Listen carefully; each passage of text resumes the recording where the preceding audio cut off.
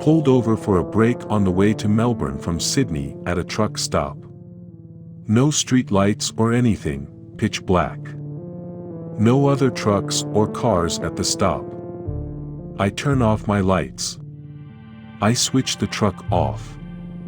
Do the curtains. Lock the truck from both sides. Jump into bed. Set my alarm and set my phone above me in the compartment. I was rolling over from side to side for around 5 to 10 minutes. I couldn't get to sleep due to it being prime summer temperatures, reaching around 30 degrees at night. I'm looking up at the ceiling mentally planning out the day ahead. Suddenly the passenger side door opens up slightly, cabin light turns on. What the fuck? Now, the truck is fairly a late model and in pristine condition, so there's no question about door being faulty or anything. I just sat there for what felt like eternity expecting someone to come up and see me sitting there with the solid rod in my hand that we use for tightening belts. No one came up, nor was there any noise at all. Just quiet, eerie silence. I grabbed my torch and jumped down, walked around the truck. No other trucks were around. Nor were there any cars. It was just me and my fully loaded B-double. After around 5 to 10 minutes of getting fucked around with, I locked up and went to bed again. Woke up next morning, yawned, fixed myself up along with the bed. Opened the curtains, and FML, there's a cemetery next to the stop where I parked. Hunger and laziness all escaped upon realization. Grabbed keys, fuck putting shoes on, fuck putting pants on, switched truck on, and they just got the fuck out of there ASAP. Have a trucker story from the extended family. An uncle used to drive a lot and he always came back with the most weirdest stories ever. While every family member knew his stories, there was one story he told and warned about. Even to me when I was 6 or so. Moral of the story is to never stay during night in the desert alone. It seems, once he drove to Chile, he had a contract and the way there was okay. I made the travel myself later in life. It's beautiful. Whenever he was done he usually spent a few bucks on booze, but this time due to a family gathering he wanted to come back as soon as possible. So instead of drinking in some bar, he decided to sleep a bit at the Atacama Desert. Well, it's a desert, and he had parked way outside the road and a few miles before the next village. He sleeps and wakes up on someone singing. He is confused and thinks it's the radio, but the radio is not on. Then the singing stops and it sounds more like a scream of help. That's when he wants to get out and help, but still he is confused. He said, he started the motor and the lights, to see where and who was there. He also did open the window a bit and yelled asking what happened. It was nothing, and right then when he decides to get out anyway, he catches a movement in the corner of where the lights end. It looked like a woman, but the face was pitch dark. He freaks out and drives away, non-stop until he reached home. Whatever he saw or thought he saw, every time he told the story his face went pale. Even my grandmother commented how he was usually a very jolly guy, but whatever happened in the Atacama Desert freaked him totally out.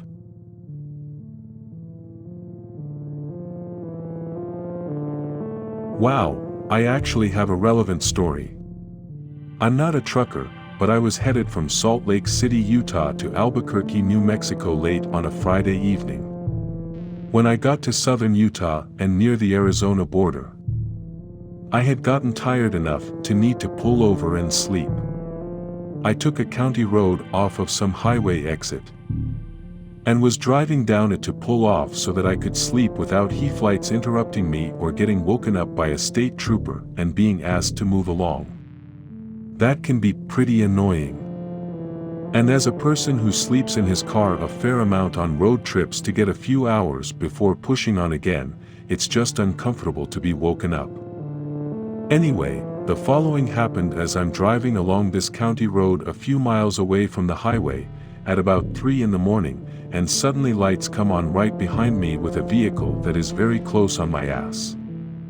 It's a large Dodge truck with a light bar and 4 or 5 halo lights that are shining into my rear view, blinding me. I try to pull over so that they can get around, heart beating and very scared. They pull over behind me. So I take off and try to lose them. But I am in a shitty older Saturn sedan, and they are in a pickup truck with 4-wheel drive on a road they are familiar with. It becomes clear that I'm not going to be able to lose them. They're swerving behind me, they're trying to pull up beside me, and they're flicking their lights. This was a very scary experience. I thought it through and had no idea what road I pulled off of, so calling 911 wouldn't have helped me since I couldn't tell them where to show up to help me.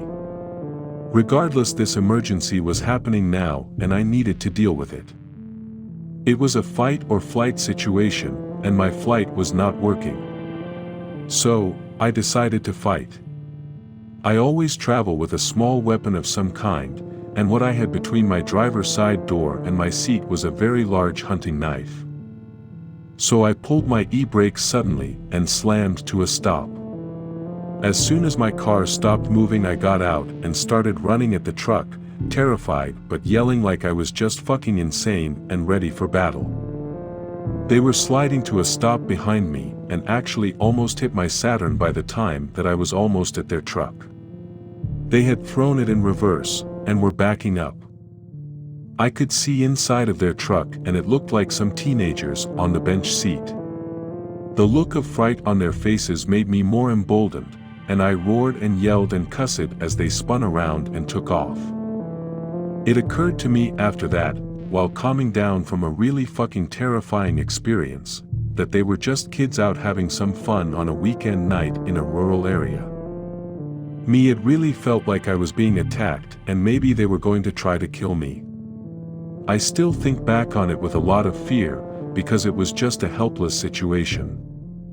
And my only reaction that seemed appropriate was to try to at least hurt them before they killed me.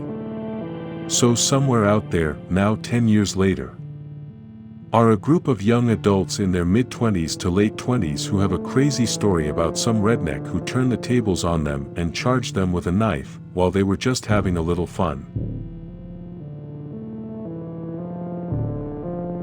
Also not a trucker, but have a spooky story. About 3 to 4 years ago, my dad and I took a 25-hour journey from Southern California to McAllen, Texas, Mexas, as some call it.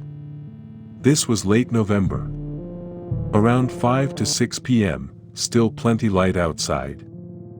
This white car that appeared to be fresh off the lot, no numbers on the plate, just the dealership plates, starts pulling in front of us repeatedly, and cutting us off amidst the freeway traffic. The windows were heavily tinted so you couldn't see who was inside. It was pretty irritating and they continued to do this, so we sped up and eventually lost them. It began growing dark outside, I was tired. And I fell asleep as my dad continued driving.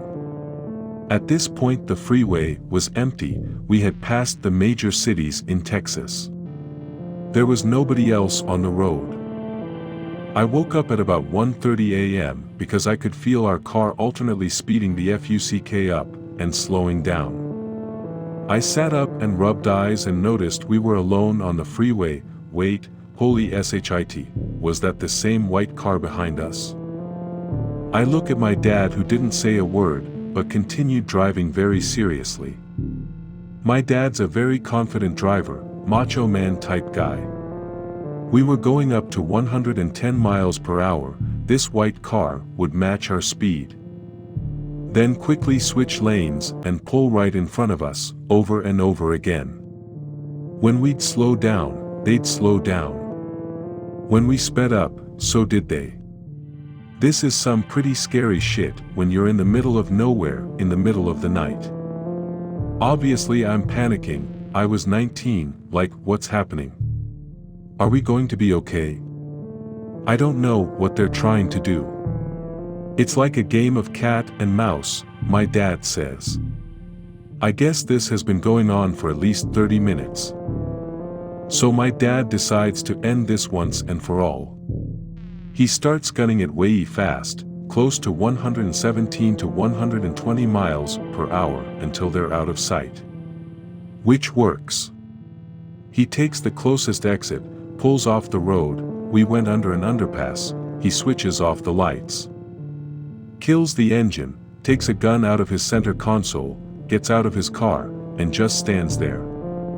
My dad is a very calm, stoic man, ex-cop, who never shows emotion. I was convinced we were both going to die, or I was going to be brutally kidnapped by the cartel or something. About 2 minutes later, slowly, I hear gravel beneath wheels, my heart freezes, and I see the white car eerily slow exit the freeway and turn the corner in the road towards us. The lights shine directly on us, under the overpass, illuminating my dad, firmly positioned, both hands on his gun, pointed directly at them. They just passed us. Continued their slow drive down the road, towards the gas station. We immediately turned the car around, went back to the freeway, booked the hell out of the gas pedal, and never saw them again.